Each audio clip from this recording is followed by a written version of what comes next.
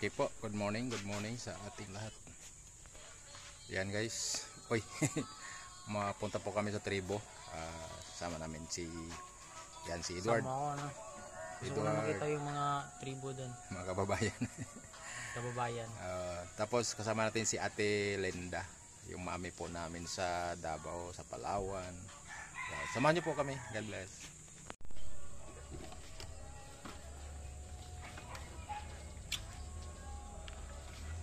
Yan guys, oh, Superman. Pero ano po yan? Oh, Ate Edna. Ate Edna.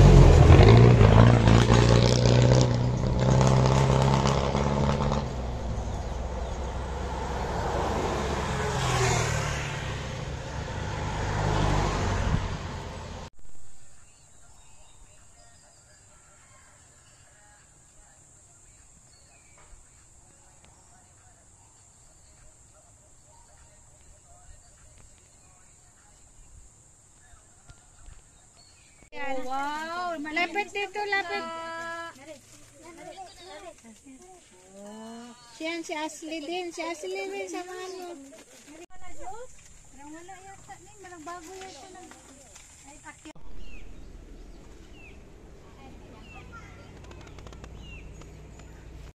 Ayun guys, uwi na kami. Dito kami daan sa shortcut. Sama si Edward. Thank you. At napasaya po natin yung mga bata.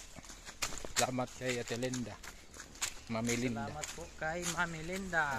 Ante ni Bongo. Ante ni Bongo.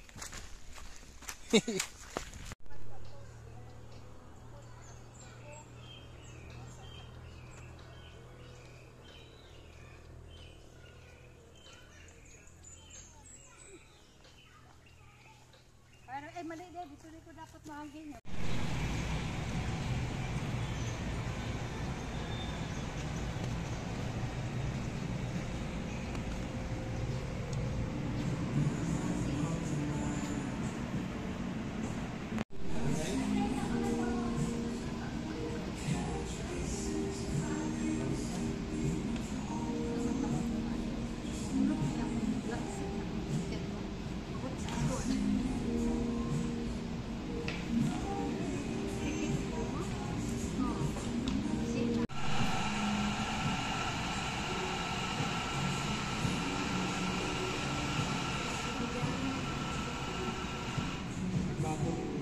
Bagong membro sa tribo.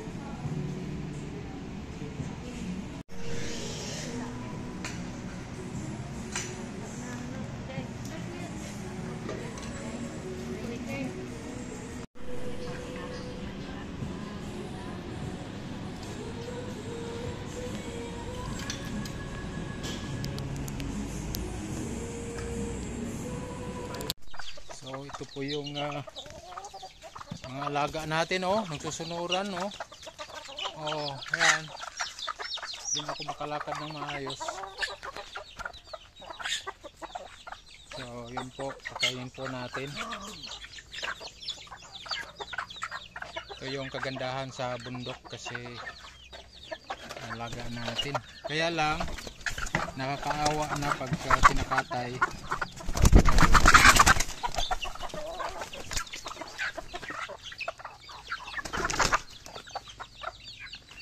Sila.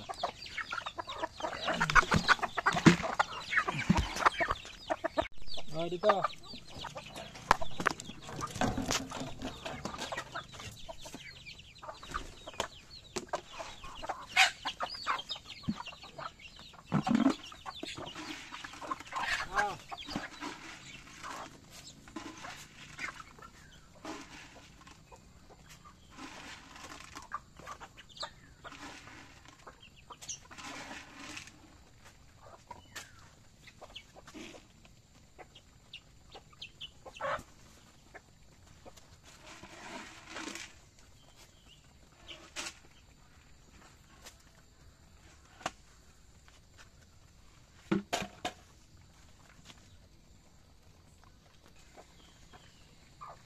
Konti na lang po sila kasi may bisita tayo, nagkatay tayo.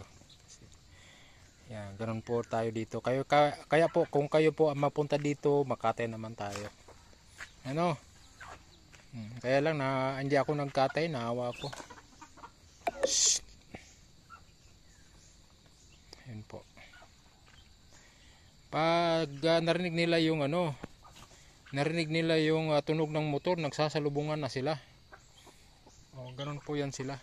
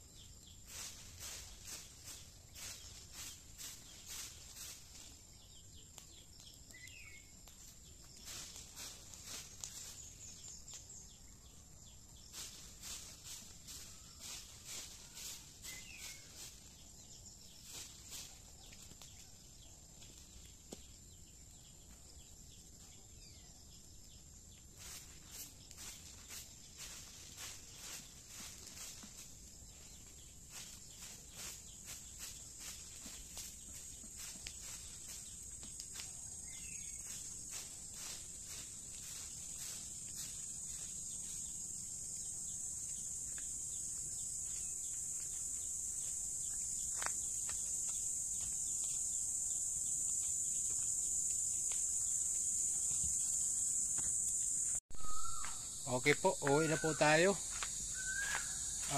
Medyo makulimlim na. And nakapag ano po tayo. Nakapag siga po tayo. May mga nagko-comment po na ano, yung wag pong magsiga ano po kasi toxic o ano. Thank you po sa concern ha. Nakalimutan ko na po kung sino yung nag-comment. God bless po sa iyo. Pero ito pong ano, ito pong mga organic o indigenous na mga ano, na mga sinusunog po natin. Ibig sabihin yung mga nandito lang, yung mga dahon ng kahoy, patay na sanga. Ano po, hindi po 'yun ano, hindi po 'yan toxic. Ano? 'Yun po ay bagamat naniwala po tayo na ito din po ay kumbaga organic, ito po ay magiging pataba, fertilizer ano po, at walang pwedeng maaring gawin ng isang tao no kung gusto nating makondisyon na i-recondition yung lupa. Hindi po pwedeng ma-recondition sa pamamagitan ng ano synthetic na mga fertilizer. Ito po ay maibalik yan lang yung kondisyon ng lupa sa pamamagitan ng natural na pamamaraan. At ito po is pamagitan ng compost, ano, composting. So, kaya lang ang problema po dito, ito pong mga dahon ng mahogany, ito po mga mahogany po na yan. Iba po itong dahon ng mahogany, napakatagal po malanta. Kaya po sinusunog na lang natin. Ano? At mayroon naman din pong kapalit yan. Ito pong mga bunga ng ating pong saging, yung mga puno, ano, kapag na-harvest na, yun po ay nilalagay po natin sa puno at yun po ay punong-puno din po yan ng mga potassium, ano, yung ating pong mga puno ng saging, pati yung kanilang mga palapa. Okay, so thank you po. Yan, nakapagsunog po tayo, siga po tayo, hindi po yan toxic ano.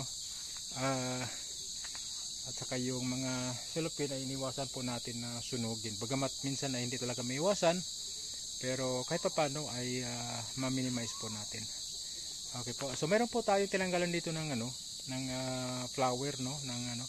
Pero hindi pa natin tinanggal yung puso niya kasi alanganin pa. Pakita ko po sa inyo, malaki po.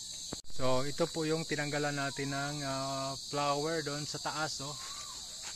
Doon sa taas. Pero yung bandang baba ay alanganin pa po. Ano? Alanganin pa.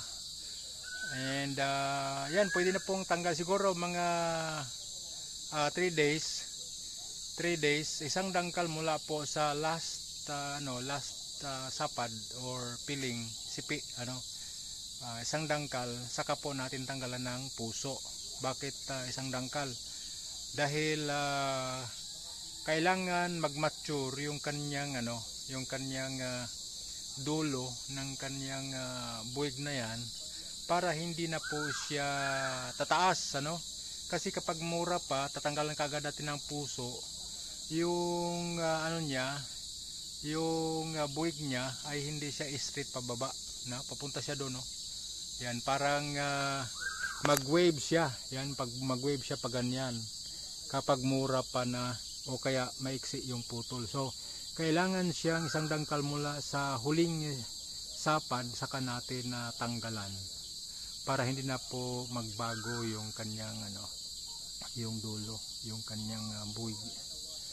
Ayan, so malaki po yan. 1, 2, 3, 4, 5, 6, 7, 8. Maaring ipong hindi pa lumabas ay pang 9.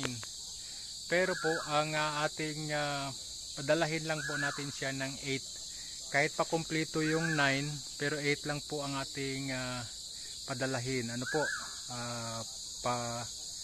Yan, bigyan ng ano, chance para po mag-concentrate doon sa 8. In fact, yung 8 ay medyo marami na po yan. Yung iba dyan ay 7. Pero 8 lang po. Yan, yung pang siyam, tanggalin po natin kahit kompleto pang daliri niya. Ayun, so tumutunog na po yung mga ibon natin dito, guys. Oh, naghahanap ng ulan. Okay po, so magandang gabi po sa ating lahat. Ingat-ingat po tayo. And shout out sa lahat. Salamat po sa inyo pong support. God bless. Yung ating mga manok ay nanggaan na sila. Hanap na sila ng ano,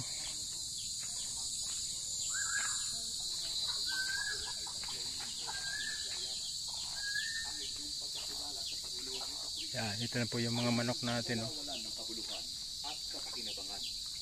Yan. Yan sila. Oh, parang may sisyo na hindi nakaakyat. Yan po yung mga manok natin, guys. Oh.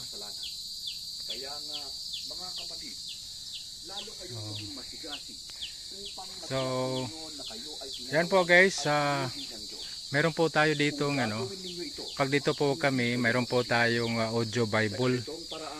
So yung audio Bible po, lalo na pag may edad na tayo, medyo malabo na po yung ating mata, mahirap nang magbasa, meron po tayong audio Bible na pwede po nating marinig ang whole Bible po pamagitan ng audio Bible, ano? Kasi ako talaga pag isang oras na magbabasa na luha na ako. So it's good, ano, kung meron po kayong pagkakataon, pwede po kayong pupunta sa Bible